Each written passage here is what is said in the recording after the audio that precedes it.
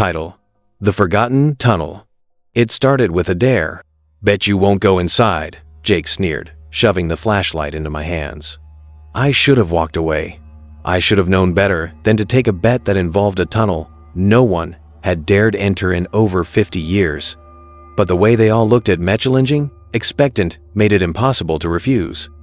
The tunnel sat at the edge of town, hidden behind thick overgrowth, a relic of an old railway system that had been abandoned when a tragic accident sealed its fate.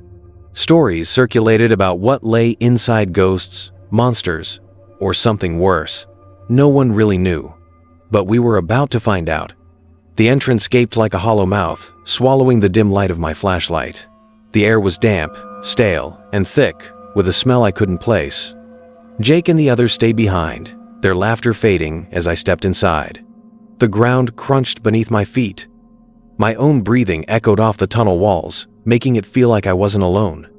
I counted each step. 1, 2, 3. By the 10th step, the light from the entrance had dimmed to a mere pinprick. I turned, expecting to see the silhouettes of my friends, but there was nothing. Just darkness. I took a step forward, and the flashlight flickered. Then the whispers began. I froze. The voices were faint at first, like the rustling of leaves. But as I strained to listen, they grew clearer. "He shouldn't be here. He belongs to the tunnel now." The hairs on my neck stood on end.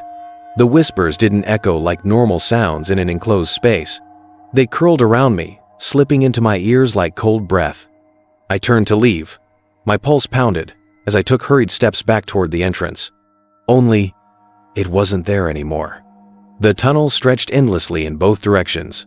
The walls, slick with moisture, seemed to pulse, like something living. Panic set in. I bolted forward, hoping I had just gotten turned around. That's when I saw it. A shadow ahead of me. Not cast by my flashlight, this thing absorbed the light, swallowing it whole. Then it moved. I ran. My feet pounded against the ground as I pushed forward. The tunnel walls warped around me, the air thickening like syrup. My breath came in ragged gasps. The shadow followed. Its movements were unnatural, jerking like a puppet with its strings cut. I tripped. My flashlight skidded across the tunnel floor, its beam landing on something that made my blood run cold. Bones. Piles of them, scattered like discarded dolls. Some still had remnants of clothing. And then I saw the faces. They weren't skulls. They were preserved twisted in expressions of terror, mouths frozen mid-scream. The whispers grew into a roar.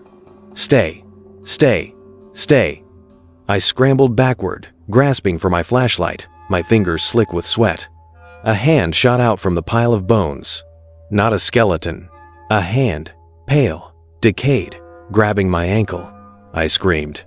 Something yanked me downward. The ground beneath me had turned to muck, sucking me in like quicksand. So many hands clawed me, pulling me toward the darkness. I fought, kicked, screamed. Then, light. A bright, piercing light flooded the tunnel. The hands recoiled, shriveling into the shadows. I gasped for air, barely able to comprehend what had happened. Then I heard Jake's voice. "Dude, wake up." I was outside, lying on the ground at the entrance of the tunnel, my body covered in dirt and sweat. My friends hovered over me, their faces twisted in concern. "You were gone for hours, man." Jake's voice was strained. "We thought you were dead." I turned back toward the tunnel. The entrance was gone, just solid rock and overgrown vines, as if it had never existed.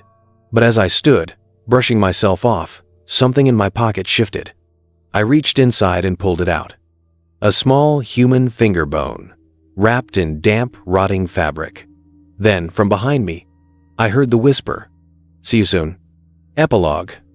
I moved away from that town, tried to forget what happened. But some nights, when everything is still, I hear it again. A whisper in the dark. A faint, rhythmic tapping at my window. And the distant, echoing sound of a tunnel that no longer exists, waiting for me to return. Additional expansion. The nightmares didn't stop. Each time I closed my eyes, I was back in the tunnel.